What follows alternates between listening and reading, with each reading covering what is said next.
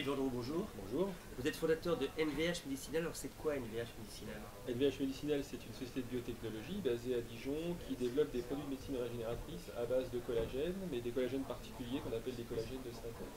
C'est quoi le collagène? Parce que pour moi c'est un principe actif en cosméto. Concrètement ça sert à quoi? Alors en fait, le collagène, on devrait dire les collagènes, en fait, ce sont des protéines très abondantes, hein, c'est plus de 30% des protéines de l'organisme. Il y en a 28 types décrits et ça répond surtout à une définition bien précise. C'est une protéine structurée sous forme d'une triple hélice.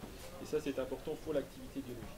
Vous dites collagène de synthèse, c'est-à-dire que vous reproduisez une protéine active, c'est ça? Exactement, c'est-à-dire que nous, on va potentialiser, créer à façon des collagènes pour une indication donnée. Et pour ça, en fait, on va s'inspirer de la nature, à prendre les éléments constitutifs des collagènes naturels pour les réassembler entre eux pour recréer ces fameux collagènes de synthèse pour des applications données. Alors par exemple pour nous, notre grande innovation aujourd'hui, c'est d'avoir miniaturisé ces collagènes. Donc on a diminué la taille pour permettre certaines indications.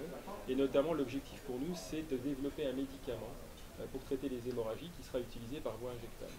Alors ce médicament, donc c'est un médicament hémostatique injectable, et il va servir à quoi? Il va avoir quoi de particulier par rapport à ce qui existe aujourd'hui?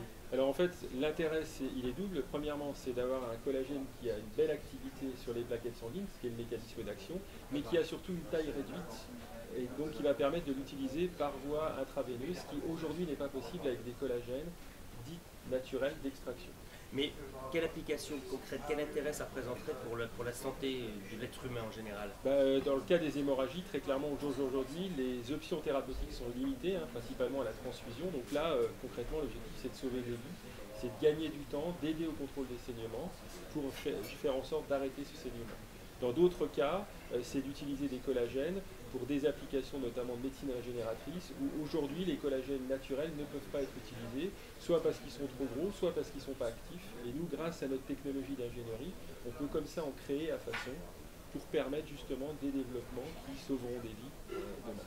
Donc le collagène de synthèse que vous avez mis au point, il servira à la fois en cosmétologie, c'est bien ça, pour médecine régénératrice, et à la fois en médecine d'urgence.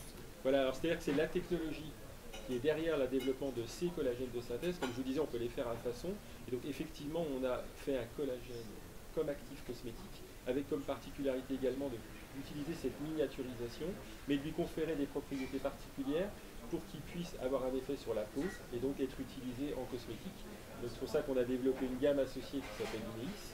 Pour la partie thérapeutique, là, on est vraiment sur un effet à la phase aiguë, donc il faut une activité très forte, très particulière.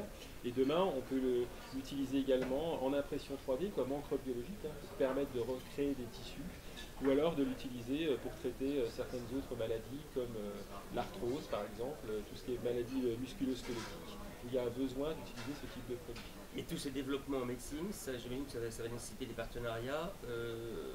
Vous cherchez quoi concrètement? Alors nous, on a la chance d'avoir un partenariat historique avec le CHU de Dijon, hein, parce que cette technologie a été développée en partenariat dans les brevets avec le CHU de Dijon.